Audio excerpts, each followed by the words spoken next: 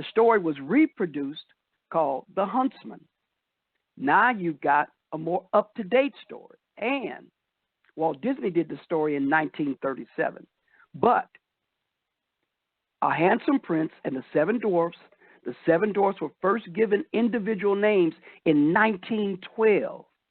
And all of us have heard of the little dwarfs, and we wear their T-shirts, and we talk about what they said, and we put them in cartoons, and we just keep reproducing this 1912 story out of the 19th century, which was a German fairy tale. Now let's take Willy Wonka. 1971, $4 million spent on Willy Wonka and the Chocolate Factory, an American musical fantasy starring Gene Wilder. In 2005, Charlie and the Chocolate Factory is a British-American musical film directed by Tim Burton, and I like Tim Burton's work. August, in the second adaptation, in 1964, the British book of the same name becomes Johnny Depp's Willy Wonka and the Chocolate. So when people say, well, why do you want to talk about that, Wes? And why do you want to say we should listen to what a story is? Because I want these stories to last forever and a day, like the people I studied. So when I did Santa Claus versus the Aliens, taking a spinoff from all the great writers that I grew up hearing their stories, I said, you know what? Storytellers are the seed to where we get our guidance from. So imagine when the kids hear about a little girl who wants to stop the conflict on her planet that's never heard of Christmas between the green and gray people, who are the business and the military and the people that want to guide your life in the government, versus her family, who are the workers, they're the silver and blue people. And so a teacher says to them, to all the students, I want you to go home and think of what you could come back and write an essay about how to heal the differences between the silver and blue people, which is probably on our planet, like the blacks and the whites and the Hispanics, and the military, the green and gray people, who are the people that we have in government today. And I'm telling this moral story. She writes a letter after getting introduced to Christmas by the Ice Princess. Now people will say, well, I don't celebrate Christmas. And now I said, it's not even about Christmas. She's trying to find a way to solve the issues between these people that are battling.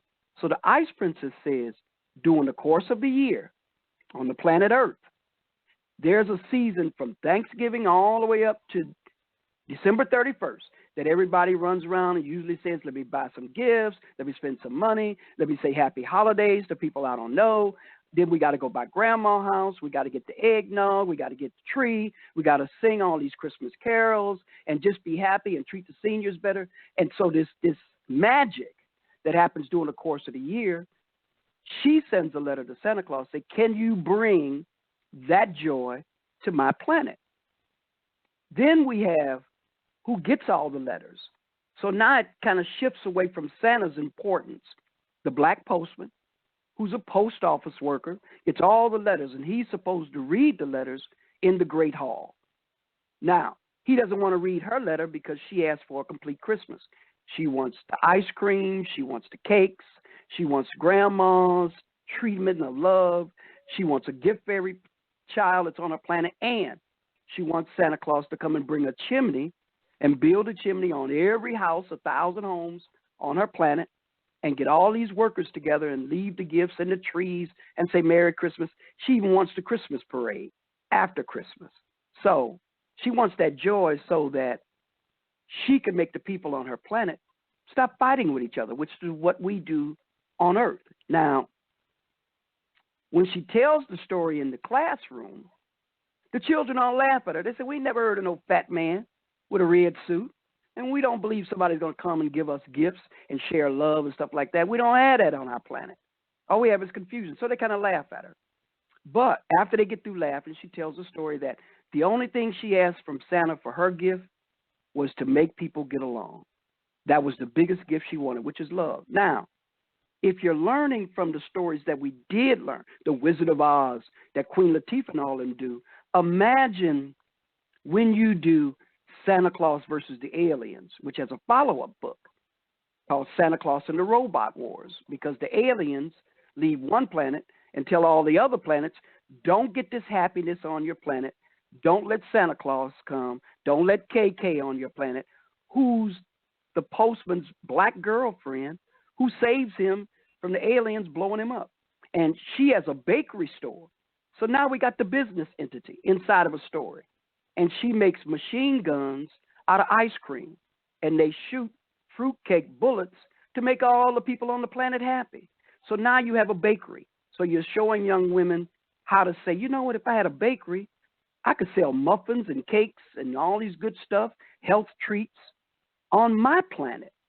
So the book has a lot of moral character. And I learned all this from looking at, why do we still say The Wizard of Oz and we got to reproduce it?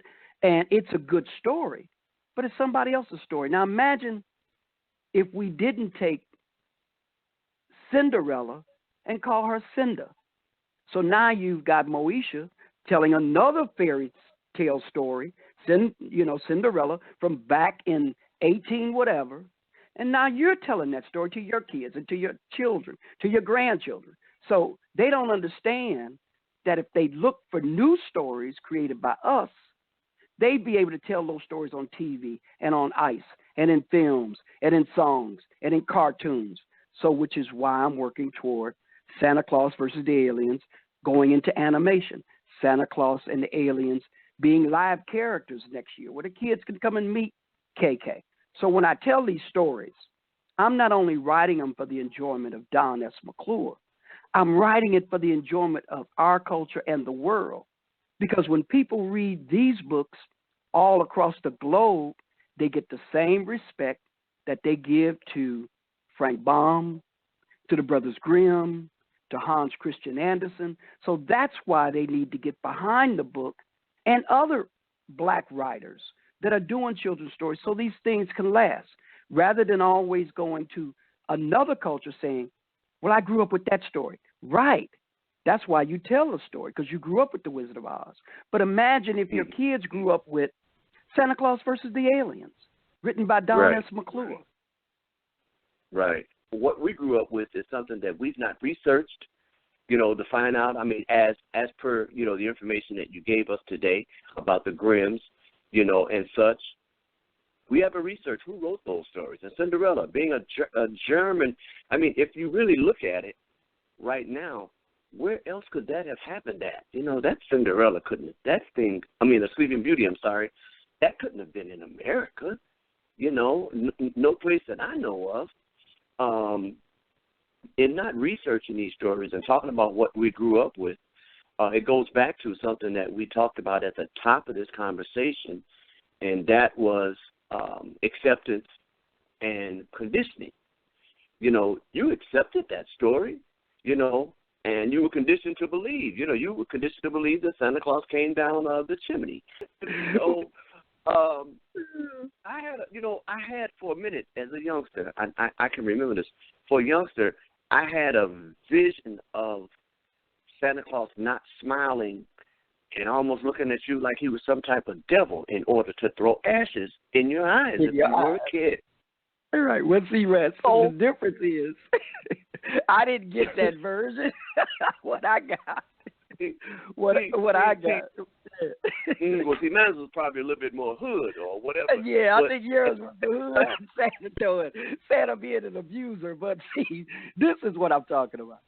This is what I'm saying. Whether you see him as an abuser or whatever, the point really is that you grew up with a story and a character that was written by somebody else ancient history ago, and we keep saying it. My thing to the Hollywood people, to all these producers out there, I'm not saying don't do those stories, but maybe search out the writers in your city, in your country, in your state, whatever, that have also written stories. Because when you keep getting on stage, and it's good that you've made it, but you keep telling somebody else's story, you block the success of the other authors. See, they didn't do that in Germany. They told Hans Christian Andersen, the Brothers Grimm, Frank Baum, anybody that wrote a great story, they got out and promoted them just as much as they did the other stories. Our problem is we got tunnel vision.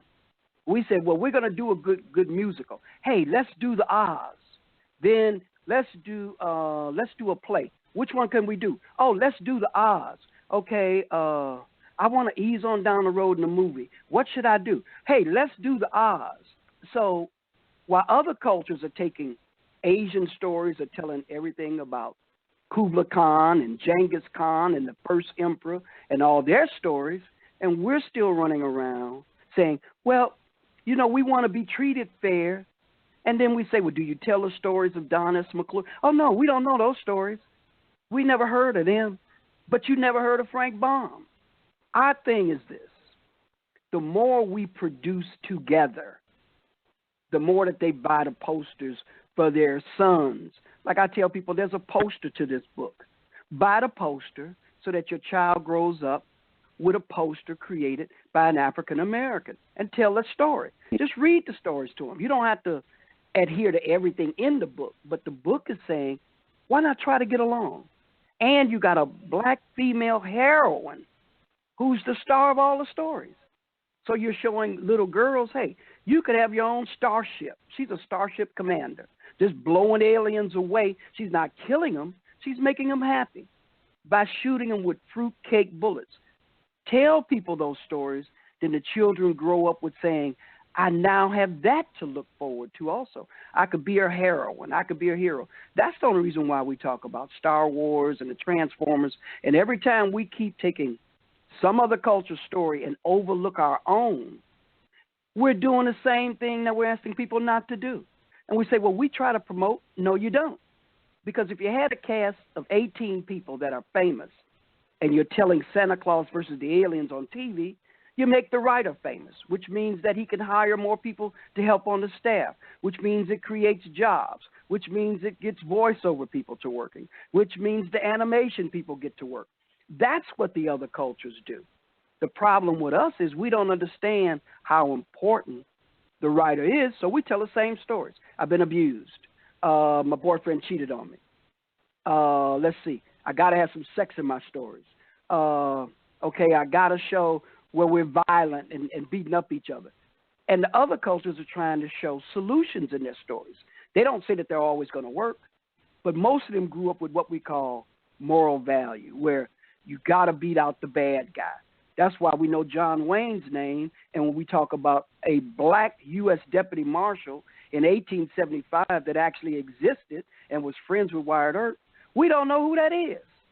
So again, why I write my story, Santa Claus versus the aliens. It's not about Christmas. It's about the spirit of getting people to stop having the conflict.